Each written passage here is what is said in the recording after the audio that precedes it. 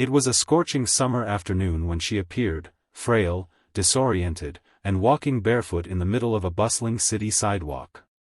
Her white hair was tangled, her clothes dusty and wrinkled like they hadn't been changed in days, and her soft blue eyes were searching, panicked, as if the world around her was fading fast. People passed her by without so much as a glance. Some clutched their purses tighter, others turned their heads, too busy or too uncomfortable to ask why an elderly woman was wandering aimlessly beneath the burning sun. Horns blared. Pedestrians swarmed past like a river around a stone. And in the chaos of a modern city's indifference, one life was quietly unraveling in plain sight. If you're someone who believes that kindness still matters, that small gestures can change lives, that second chances come from unexpected places, then pause this story for just a second. Please like, comment, share, and subscribe to Rapple of Hope. Your support helps us tell real stories that touch real hearts. Back to that sidewalk. Among the hundreds who walked past her, there was one soul who saw her, not just with his eyes, but with his heart. 17-year-old Jamal Rivers was sitting on the curb near a closed-down barber shop, a beat-up backpack beside him and sweat clinging to his skin. He'd been looking for jobs all day, his sneakers worn thin, his dreams threadbare but still intact. Life hadn't been kind to Jamal.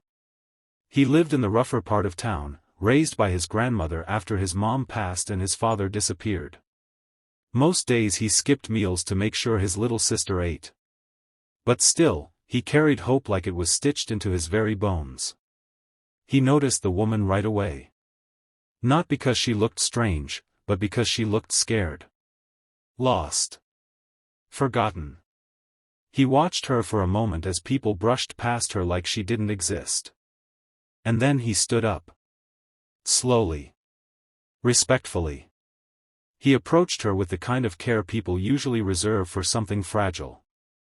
Gently, he reached out and asked if she was okay. The woman blinked at him, her lips quivering as she whispered something barely audible, "I can't find my way home." Her name was Eleanor Whitmore. Unknown to Jamal, she was one of the wealthiest women in the state, a real estate magnate who had made her fortune decades ago, now living mostly in seclusion after a mild stroke and memory loss had started eating away at her independence. That day, she had wandered out of her chauffeured car while her driver went inside a store, and the moment the city swallowed her, her mind did too. But none of that mattered to Jamal. He didn't see a billionaire. He saw a grandmother who could have been his own. He offered her his water bottle, helped her sit in the shade, and called 911, not knowing what else to do. While they waited, he sat beside her, telling her stories about his life, trying to make her smile.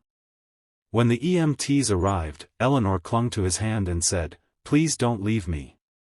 And Jamal didn't. At the hospital, he stayed in the waiting room for hours.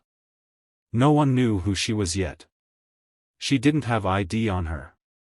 No phone. No clue. Just Jamal, her only connection to safety in that moment. When social services arrived, Jamal spoke up for her. He told them she wasn't crazy, just scared. He even offered to stay and visit her the next day, just so she wouldn't feel alone. News of the incident made a quiet ripple online. Teen helps confused elderly woman off the street, but most people scrolled past it. Jamal went home that night to his grandmother's house, exhausted and unsure if he'd ever see that woman again. But Eleanor remembered. 2 weeks later, a sleek black car pulled up to Jamal's neighborhood. A sharply dressed woman stepped out holding a clipboard. She asked for Jamal by name. Confused and nervous, Jamal stepped outside. In the back seat sat Eleanor, dressed now in elegance, her hair neatly styled, a warm smile lighting up her face. She remembered everything. And she'd been looking for him ever since. She invited him to lunch. Nervous and shy, Jamal agreed. Over soup and stories, Eleanor learned about his dreams, how he wanted to be an engineer, how he worked part-time jobs after school, how he helped his grandmother pay the bills and never once complained. He wasn't trying to impress her. He just spoke from the heart. And that was enough. What happened next would change Jamal's life forever. Eleanor didn't just thank him with words. She launched a scholarship in his name. She paid off his grandmother's mortgage. She set up a mentorship program for underprivileged youth, naming it Jamal's Way, so every kid who grew up like him would have a chance. And most of all, she made Jamal part of her family. Not legally. Not formally. But with open arms and endless love. He visited her every weekend. She taught him about business. He taught her about patience, laughter, and what it meant to see the world through young eyes again. They were an unlikely pair, a billionaire in her 70s and a teen from the inner city. But somehow, in the silence of that city sidewalk, a bond had formed stronger than blood. And the world began to notice. Jamal gave speeches about empathy and kindness. Eleanor stood by him at charity galas, her once hidden legacy now shaped by the boy who had seen her not as a stranger, but as someone who mattered. Years later, when Jamal graduated from college with honors, it was Eleanor who handed him his diploma on stage, tears streaming down her cheeks. She passed away 3 years later. In her will, she left half of her fortune to the foundation she and Jamal built together. The rest went to causes that mattered most to her: mental health, elderly care, and urban youth empowerment. And at her funeral, Jamal stood before a crowd of hundreds and said, "I only took her hand that day. But she took my whole heart and gave it back to me bigger." Sometimes, angels wear old shoes and carry forgotten names.